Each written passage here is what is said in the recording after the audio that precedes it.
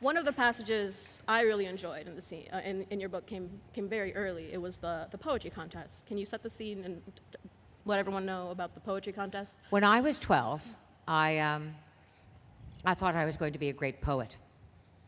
I went to a Catholic grammar school called Resurrection, which is disturbing enough in itself, right?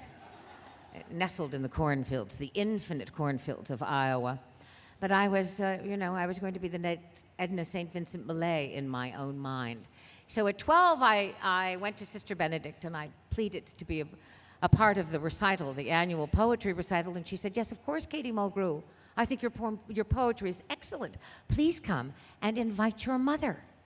I've seen your mother at Mass. She's a very interesting person, isn't she? What she means is my mother would attend Mass, take out her thermos of coffee, and read the Ethics of Spinoza. So Sister Benedict watched this. On the day of the poetry contest, or the night before, I should say, my mother said to me, Kitten Cat, I think it's great that you're going to read some of your own poems, but I have another idea for you. Come with me. And we went upstairs to her bedroom, and she gave me a slim volume entitled The White Cliffs by Alice Duer Miller, which is a poem about 50 pages long about an American girl who travels to England on the eve of World War I and falls in love with an English aristocrat.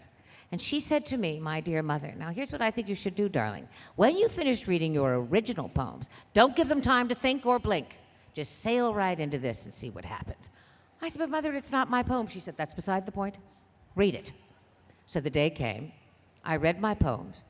Absolutely no reaction. It was a sea of everyone was in a coma in that room, right? 50 kids flopping over, the nuns sort of looking despairingly at me. So I pulled it out of my pocket, I read it, The White Cliffs, and when I had finished, I looked down, and there were 15 sisters of the presentation order sobbing. And something in me just took wing. I looked in the back, I saw my mother in her traditional little kerchief and her red sweater. We got in the car, we drove home in silence, which was very unsettling because it did not bode well that she said nothing to me.